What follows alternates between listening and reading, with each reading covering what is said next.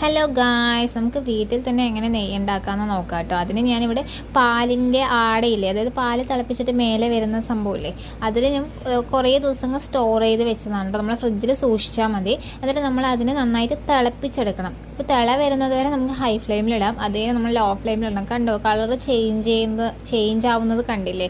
ഇങ്ങനെ നമ്മൾ തിളപ്പിച്ച് വരുമ്പോൾ ശരിക്കും ഇത് നെയ്യായിട്ട് മാറും കേട്ടോ. അത് ഉരുകി നെയ്യായിട്ട് വരും.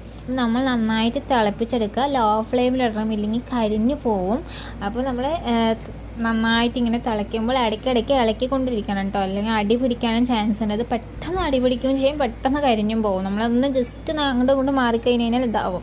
അപ്പോൾ ഇങ്ങനെ കണ്ടില്ലേ, ഈ സംഭവം വിട്ട് വന്നിട്ടുണ്ട്. അപ്പോൾ നമുക്കൊരു കൺസിസ്റ്റൻസിയിൽ വരുമ്പോൾ നെയ്യ് അത്യാവശ്യം മേലേക്ക് വന്നു കഴിയുമ്പോൾ നമുക്കിത് ഓഫാക്കാം. എൻ്റെ ചെറുതായിട്ടൊന്ന് ഞാൻ ഇളക്കാൻ ജസ്റ്റ് വിട്ടതും തന്നെ ജസ്റ്റ് കരിഞ്ഞിട്ടുണ്ട്. അതുകൊണ്ട് ഞാൻ ഈ പരുവാകുമ്പോഴേക്കും ഓഫാക്കി വെക്കുന്നുണ്ട് കേട്ടോ. എന്നിട്ട് നമുക്ക് ഇതിനെ നമ്മൾ അരിച്ചെടുക്കുകയാണ് ചെയ്യുക.